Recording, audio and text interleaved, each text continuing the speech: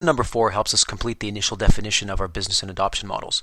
This is where we take the previous research that we've gathered and we analyze it and come up with certain decisions and conclusions. Step 5 is about the analysis of the information that we've gathered. Now that we're done the Q&A, the research part, let's turn to the analysis and some decision making. Let's examine the matrix and ask the questions below. Remember to document the results, for instance, right above the matrix. You can use colors to mark up the matrix and highlight the key items so they're easily visible and referenceable. These are the things we're looking for as we do the analysis. We're looking for key problems and weaknesses in the current models. We're looking for strengths in the current models, what's working well. We're looking for prevalent market perceptions. Now these are good and bad, and whether they're justified or not, or true or not, is actually irrelevant.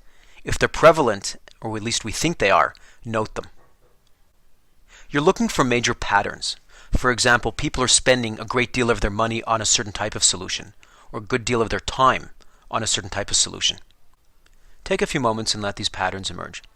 Remember to document them. After you've done this analysis, it's time to actually start to construct the models. Take the results of the analysis and start to build out the optimal models here. Document them in a separate tab on the worksheet. Remember to take the strengths and the good from the models that you like and try to stay away from the weaknesses to the extent possible. It's not about imitating a model here, but designing them to be winners. Be appropriately creative. Do not stretch it and try to come up with something that's overly complex. That never helps. We've mentioned this several times before, but it's important to reiterate. Do not try to change behavior unless you really have to. Try to stay away from introducing new paradigms that will force people to get used to a new way of accessing, using, or paying for a solution. As part of this step, we're also going to do an initial financial analysis. So take a look at the next lesson for the details and guidelines. This is important because it's going to inject a serious and essential dose of reality into the creation of the models. Remember that the models can have a few variations, but try to keep them as simple as possible.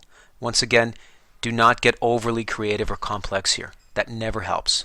You're going to refine them again anyhow based on the results of the testing.